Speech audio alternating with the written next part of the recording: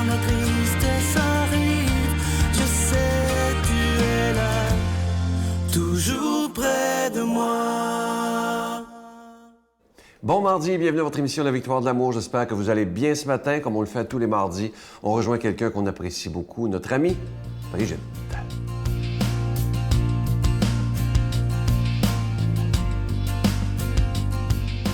Bon matin tout le monde, j'espère que vous allez bien.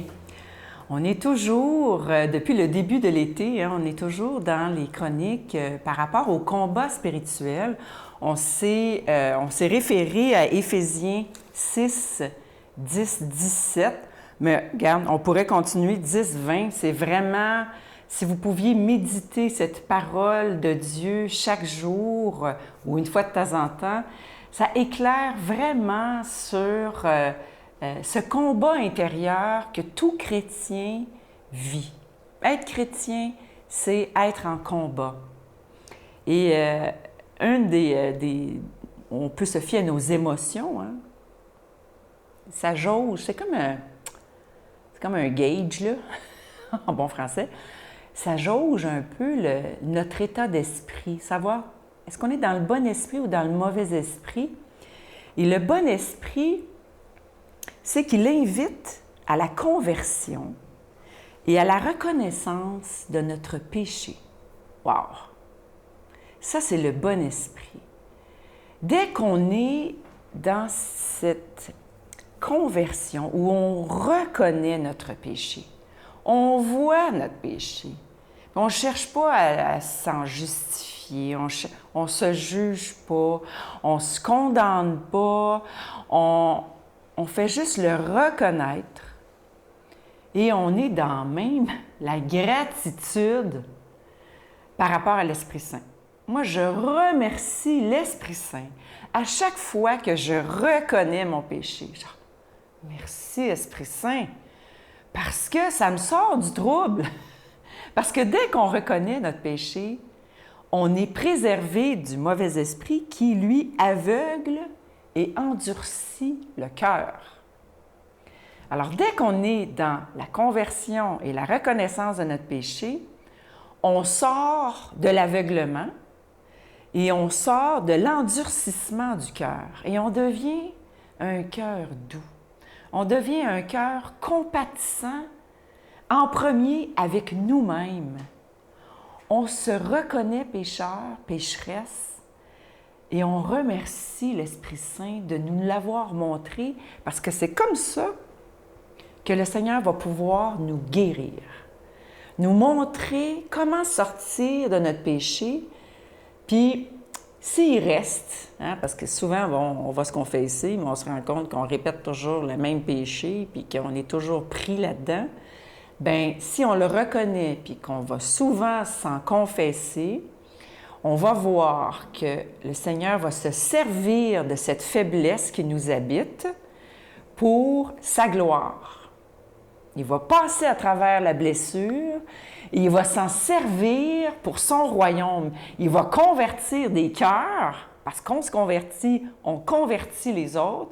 On va convertir les autres grâce à notre conversion. Alors, on n'est jamais mal pris avec le Seigneur. On est toujours entre bonnes mains. On a intérêt à être avec le bon esprit. Amen.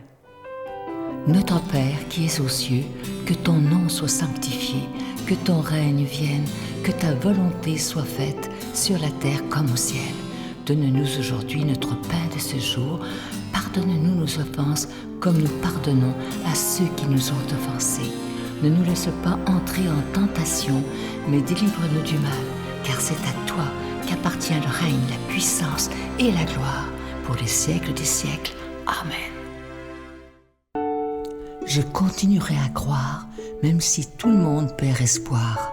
Je continuerai à aimer, même si les autres parlent de haine.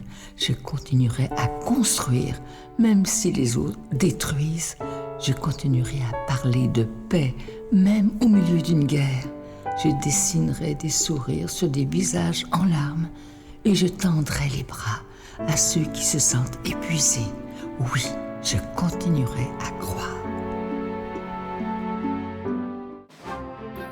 La caravane de la Victoire de l'Amour vous invite au sanctuaire Notre-Dame-du-Cap le samedi 17 août en compagnie du Père Michel-Marie de Paris, Monseigneur Pierre-Olivier Tremblay, Brigitte Bédard et Sylvain Charon, sous le thème « Venez à moi, vous tous qui peinez, et je vous donnerai le repos ». Conférence du Père Michel-Marie, célébration eucharistique, spectacle du Père Michel-Marie tout en chansons, dîner et souper inclus, transport en autocar de luxe au départ de plusieurs villes du Québec, à partir de seulement 149 $. Réservé au 1-877-277-4412. Je prends quelques instants pour solliciter votre aide pour le ministère de la Victoire de l'Amour. Je suis tellement content de vous présenter ce magnifique cadeau du mois, une exclusivité de la Victoire de l'Amour. Il est fabriqué au Québec par des artisans. Il s'agit du pendentif de Jésus ressuscité. Il est plaqué nickel argenté et il est orné d'un petit zircon. Et comme toujours, il est déjà béni. Je vous remercie d'avance de votre don à cette période estivale. Vous savez que c'est toujours plus difficile, mais moi, je fais confiance totalement en ce Jésus qui est le maître de l'impossible. Alors, je vous rappelle que vous recevrez ce beau pendentif avec un don de 25 $ et si vous en voulez deux, avec un don de 40 $. Je vous donne l'adresse. La Victoire de l'Amour, case postale 120, succursale Boucherville à Boucherville, le J4B 5E6. Je vous la redonne. La Victoire de l'Amour, case postale 120, succursale Boucherville à Boucherville, le J4B 5E6. Également par téléphone, par carte de crédit. Pour la période estivale, c'est du lundi au jeudi, de 8h à 17h dans le 514-523-4433, 523-4433 ou sans frais le 1-888-811-9291, 1-888-811-9291 et aussi sur notre site Internet. Vous savez que c'est une façon très rapide, sécure et efficace et pour faire votre don, c'est le www.lavictoiredelamour.org. Alors, je vous rappelle, pour le mois d'août, ce magnifique cadeau du mois, le pendentif de Jésus ressuscité. Je vous rappelle qu'il est plaqué nickel argenté et il est orné d'un petit zircon et il est déjà béni. Je veux prendre le temps de vous remercier de tout cœur de votre prière soutenue, mais aussi merci de tout cœur de votre soutien financier parce que cette émission, elle existe seulement grâce à chacun et chacune de vous.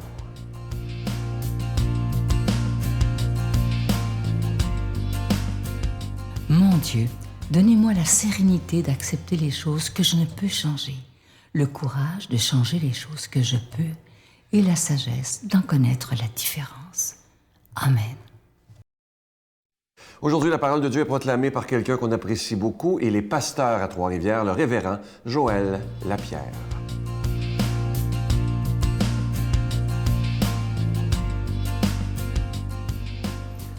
Bonjour à chacun d'entre vous. Aujourd'hui, nous sommes dans la lecture de Matthieu. On continue au chapitre 13 et les versets 36 à 43, qui vont comme suit. Alors, laissant les foules, il vint à la maison. Et ses disciples s'approchèrent de lui et lui dirent, « Explique-nous la parabole de l'ivraie dans le champ. » Et donc, évidemment, pour apprécier cette lecture-là, il faut retourner. Vous pouvez écouter les émissions dans la dernière semaine, les versets 24 à 30, où il raconte cette parabole de l'ivraie.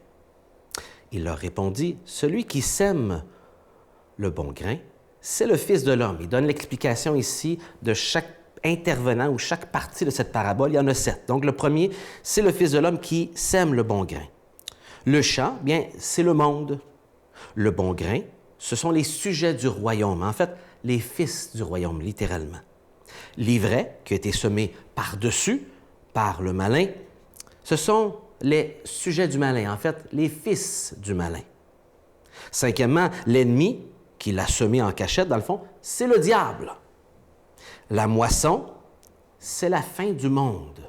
Et le dernier élément, les moissonneurs, ce sont les anges. Donc, il nous donne ici l'interprétation et les différents intervenants, et il nous l'explique clairement ici pour ses disciples pour lesquels ça avait échappé. Et voici ce qu'il dit. De même qu'on le ramasse l'ivraie pour le brûler au feu, ainsi sera-t-il à la fin du monde. Le Fils de l'homme enverra ses anges. Ils ramasseront tout hors de son royaume, toutes les causes de chute et tous ceux qui commettent l'iniquité. Et ils les jetteront dans la fournaise de feu. Je vous rappelle que ce n'est pas moi qui dis cela, c'est notre Seigneur Jésus, bon et aimant, qui nous parle de cet endroit terrible. Alors, s'il en parle, ça doit être que c'est vrai.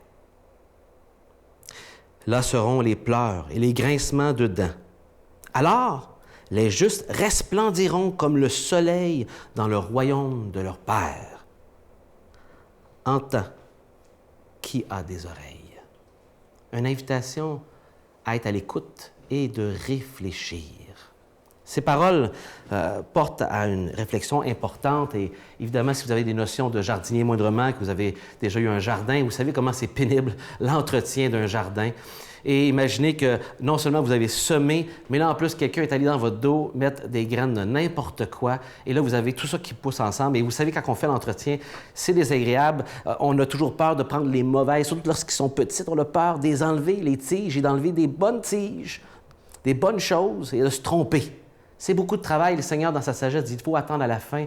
Moi, je vais savoir comment distinguer, je vais envoyer mes anges, distinguer ce qui est le bon blé et ce qui est l'ivraie, le foin, ce qui va brûler, ce qu'on va tasser, qu'on ne mangera pas. Le Seigneur connaît ces choses. Et donc, déjà, avec ces notions de jardinier, un peu, vous pouvez imaginer ici l'irritation que peut avoir le Seigneur. Et pourtant, il ne se montre pas irrité. Il avertit. Il nous dit d'avance qu'est-ce qui se passe, les stratégies du mal, pour nous y préparer. Le diable, Satan, qu'on appelle dans l'Ancien Testament, Satan, qui est un mot en hébreu qui veut dire l'adversaire. Et je vous sors 4 vérités à méditer. Premièrement, Satan ne peut pas déraciner ce que Dieu a planté. C'est important de savoir ça. Ce que Dieu a planté lui appartient et les croyants sont au Seigneur et il ne peut pas y toucher. Deuxièmement, nous devons être vigilants. Nous avons un ennemi sans pitié qui nous veut du mal et désire nuire au travail de Jésus. Troisièmement, notre rôle n'est pas de déraciner l'ivraie, mais de semer le bon grain, comme Jésus, la bonne graine qui doit grandir. C'est ce que nous sommes. Voilà notre rôle, porter du fruit. Oui, opposons-nous et dénonçons les mensonges du mal, mais jamais au détriment de continuer à faire ce qu'on est supposé de faire positivement, semer la bonne parole de Dieu et porter du fruit, nous qui avons été plantés par le Seigneur. Quatrièmement, aujourd'hui, il est difficile de séparer le vrai du faux, c'est vrai souvent. Mais à la fin des temps, les anges, au service du Seigneur, vont séparer ce qui lui appartient et ce qui ne lui appartient pas. Satan pense peut-être tromper, mais il ne pourra pas pour toujours. Fais-tu partie de l'ivraie ou du bon grain? J'aimerais en terminant vous lire un verset dans Daniel qui va dans le même sens que celui-ci sur la fin des temps. Beaucoup de ceux qui dorment dans la poussière de la terre se réveilleront, les uns pour la vie éternelle et les autres pour la honte, ou en fait pour l'horreur éternelle. Et ceux qui auront été clairvoyants ou intelligents, comme Daniel dans le fond, resplendiront comme la splendeur de l'étendue céleste. Et ceux qui auront enseigné la justice à la multitude comme les étoiles. Que le Seigneur bénisse la lecture de sa parole. Je vous salue Marie, pleine de grâce. Le Seigneur est avec vous. Vous êtes bénie entre toutes les femmes, et Jésus, le fruit de vos entrailles, est béni. Sainte Marie, Mère de Dieu, priez pour nous pauvres pécheurs, maintenant et à l'heure de notre mort. Amen. Je vous invite à vous procurer ce magnifique cadeau du mois. Je vous en parle déjà parce que c'est le cadeau du mois d'août. Il s'agit de ce beau pendentif de Jésus ressuscité. Il est plaqué nickel argenté. Il y a un beau petit zircon aussi et ça a été fabriqué par des artisans du Québec. Vous ne le trouverez jamais en magasin. Merci de tout cœur de votre grande générosité parce que les mois d'été sont toujours assez difficiles au niveau des dons. Mais moi, je fais confiance totalement en ce Jésus qui est le maître de l'impossible. Je vous souhaite une belle journée. À demain. Bye. Mes parents vont partir avant moi théoriquement, normalement. Et combien d'enfants se retrouvent sur la tombe de leurs parents à écrire une lettre de choses qu'ils n'ont jamais osé dire? N'attendez pas que cet instant arrive, répondez à ces questions